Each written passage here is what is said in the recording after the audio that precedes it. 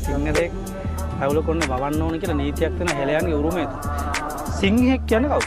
අපි මුලින්ම ගවේෂණ කේසරැටි සතෙක්. එතකොට අපි අහසින් ගමන් කළ සිංහ දේශයෙන් වැසියන් බවට අර්ථකථනය කරන පිරමීඩ වැසියන්. එහෙම නැත්නම් කියන පාරාව රජවරුන් පැහැදිලිවම අර්ථකථනය කරනවා.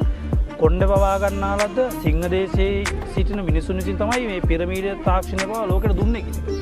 අපේ රටේ මිනිස්සු නෑ කියද්දි මේ මිනිස්සු මැටි පුවරුවල, සෙල්ලිපිවල, රම්පත්වල විවිධ තැන්වල සටහන් කරන මේ වගේ මිනිස්සු කොටසක් හිටියා කියලා. ඒතර අපි කොණ්ඩේ කඩා දාගෙන, රැවුල කඩා දාගෙන සාමාන්‍ය වේගෙන් ගමන් කරද්දී මේ කොණ්ඩේ රැවුල සුලකට ලෙලදෙනවා. නැත්නම් සිංහයෝ කියලා කියන්නේ එතෙන්දි පට බැඳන නාමය. නැත්නම් අපේ මිනිස්සු හිතාගෙන ඉන්නවා මේ මහාවංශයේ සටහන් කර සමහර තොරතුරුත් එක කියනවා අපි ඉන්දියාවේ හිටපු සිංහබාහු කියන චරිතයෙන් උපන් එක දරුවෙක්ගේ කියන විජය කියන රජතුමාට දාව උපන් මිනිසුන් ඒ නිසා අපි සිංහලයෝ කියන අර්ථයක් ගෙනත් තියෙනවා. නමුත් ඒක නෙමෙයි ඇත්ත කතාව.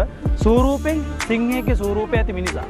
ඒ නිසා ඒ අර්ථයට මම ජීවත් වෙන්න උත්සාහ කරනවා. ඒ උත්සාහ වීම නිසා තමයි මම කොණ්ඩේ රැවුල වැව්වේ. ඇත්තටම කොණ්ඩේ රැවුල වැව්වට පස්සේ භෞතික වශයෙන් සිදුවෙන සංසිද්ධි කීපෙකුත් තියෙනවා. මේක අර්ථකථනය කරන්න මහ පොළොවේ ඇති ශක්තිය භෞතික විද්‍යාවට අනුව තුඩුමගේ ශක්තිය අවශෝෂණය කරගැනීමේ වෙනම ක්‍රියාවලියක් තියෙනවා. ඒතර මේක නිසාම ශක්තිමත්, බුද්ධිමත්, නිරෝගිමත්, ආක්‍රමණශීලී සැබෑ සිංහල ජාතියේ අනන්‍යතාවය කොණ්ඩෙත් එක්ක පට බැඳෙනවා. සමාවෙන්න තුඩු කිව්වේ?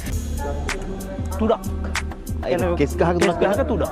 ඒ ඕනම තුඩු වලින් ශක්තිය අවශෝෂණය කරගන්න හැකියාවක් තියෙනවා. කොණ්ඩේ රැවුල වැව්වේ හේතුව ඒක.